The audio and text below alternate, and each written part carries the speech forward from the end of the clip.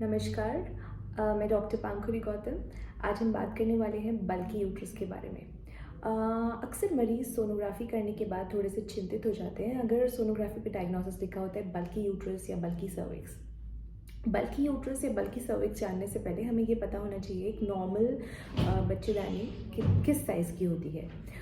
देखा जाए तो बच्चेदानी अपना साइज़ थोड़ा बहुत चेंज करती रहती है हमारी उम्र के अनुसार। तो अगर महिला के अंदर बच्ची के अंदर पीरियड्स नहीं आए हैं अभी तक, तो बच्चेदानी का साइज़ 5.5 टू 6.56 सेंटीमीटर के आसपास होता है। अगर पीरियड्स आने लग गए हैं या और हम प्रेग्नेंट नहीं हुए हैं तो ये साइज़ अराउंड 6.5 टू 7 सेंटीमीटर होता है। एक बार प्रेगनेंसी, मिसकैरेज या फिर कभी कभी इन्फेक्शन के बाद भी बच्चेदानी का आकार नॉर्मली थोड़ा सा बढ़ जाता है, जो कि अराउंड 8 सेंटीमीटर होता है और इसका रेंज होता है 6.5 सेंटीमीटर से लेकर 8 सेंटीमीटर तक। तो अगर हम कभी सोनोग्राफी कर रहे होते हैं तो रेडियोलॉजिस्ट को बच्चेदानी का साइज़, यूट्रस का साइज़ 8 सेंटीमीटर से ज़्यादा लगता है, तो एक तरीके का डायग्नोसिस बनाने के लिए या एक तरीके की फाइंडिंग बताने के लिए कि ये नॉर्मल से थोड़ा सा हैवी है, इसकी जो दीवारें हैं बच्चेदानी की वो ज़्यादा थिक है या उसकी लेंथ थोड़ी ज़्यादा है, तो वो एक डायग्नोसिस लिखते हैं, इम्प्रेशन लिखते हैं अल्ट्रासाउंड पे बल्की यूट्रस। बल्की यूट्रस से एज सच हमें घबराने की ज़रूरत नहीं है, क्योंकि ये जो डायग्नोसिस है या ये जो इम्प्रेशन है ये सोनोग्राफी बेस्ड है।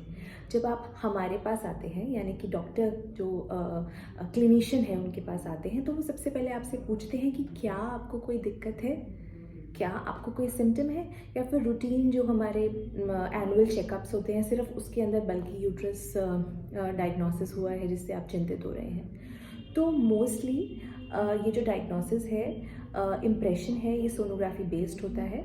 और अगर हमें कोई सिम्टम नहीं है, कोई तकलीफ नहीं है, तो इससे घबराने की ज़रूरत नहीं है, क्योंकि एक नॉर्मल फाइंडिंग है। अगर आप प्रेगनेंसी आपको एक बार हो चुकी है या आपको मिसकैरेज हो चुका है या कभी कोई सब क्लिनिकल इन्फेक्शन, कोई ऐसा इन्फेक्शन जो आपको नहीं महसूस हुआ हो पर बॉडी के अंदर हो गया हो और बॉडी की जो रोग प्रतिरोधक क्षमता है उसकी वजह से बच्चेदानी की दीवारें थोड़ी सी स्वोलन या मांसपेशियाँ थोड़ी बड़ी हो गई हों, जिसके कारण उस सोनोग्राफी पे एक उसका जो आकार है वो नॉर्मल आकार से थोड़ा बड़ा नज़र आने लगा हो।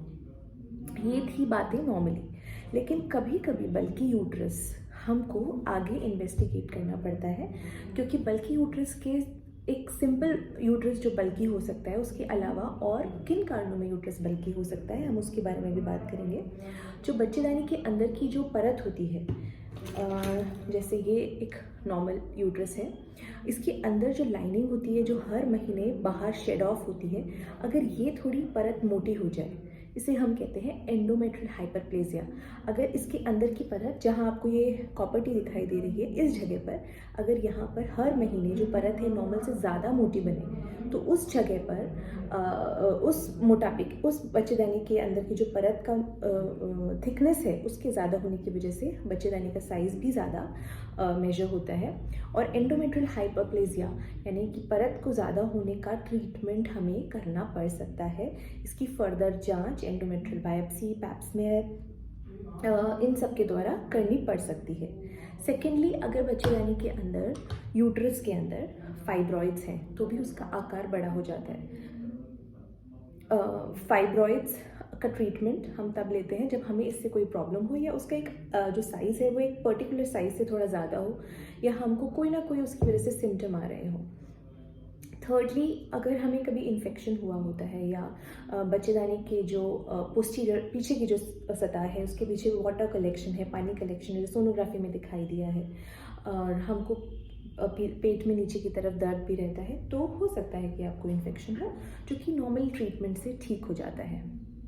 कभी कभी हमको पीरियड्स के दौरान बहुत सीवियर पेन होता है और हमारे यूट्रस की टेस्ट करवाने पे, सोनोग्राफी करवाने पे बल्कि यूट्रस विद एडिनोमायोसिस आता है। एडिनोमायोसिस के अंदर क्या होता है कि जो हमारी दीवारें हैं, जो पिंक कलर की दीवारें आपको नज़र आ रही हैं, ये वॉल्स ऑफ यूट्रस, इसका थिकनेस इंक्रीज हो जाती है, इसके अंदर हाइपरप्लेजिया। जैसे पहले हमने देखा एंडोमेट्रियम के अंदर थिकनेस इंक्रीज हो गई, हाइपरप्लेजिया हो गया, वैसे ये जो दीवारें हैं इनके अंदर भी इनकी थिकनेस इंक्रीज हो सकती है एक तरीके की दिक्कत के कारण, जिसको हम एडिनोमायोसिस बोलते हैं, जिसके अंदर दीवारों के अंदर ही हर महीने ब्लड इकट्ठा होता रहता है, और क्योंकि उसको निकलने का रास्ता नहीं होता तो वो अंदर ही अंदर सोजिश पैदा करता रहता है।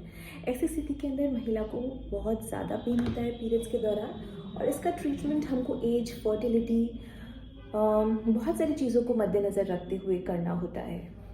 तो ये बातें थी बल्कि यूट्रस के बारे में। अब हम आते हैं बल्कि सर्विक्स के बारे में। कभी कभी सोनोग्राफी पे बल्कि सर्विक्स भी लिखा होता है, बल्कि सर्विक्स, बल्कि यूट्रस। यूजुअली बल्कि सर्विक्स सर्विसाइटिस या बच्चेदानी के मुंह के इन्फेक्शन, उसके मुंह के पे छाले के कारण होता है, जो कि हमको नज़र आता है बाहर से देखने पर। ऐसी स्थिति में हम एक टेस्ट लेते हैं जिसको हम पैप स्मेयर कहते हैं, या ज़रूरत पड़ने पर हमको बायोप्सी भी लेनी पड़ती है। अगर सब कुछ ठीक आता है तो इसका थोड़ा सा लंबा ट्रीटमेंट चलता है, क्योंकि ये जो इन्फेक्शन है ये बहुत धीरे धीरे डेवलप होता है और बहुत धीरे धीरे जाता है।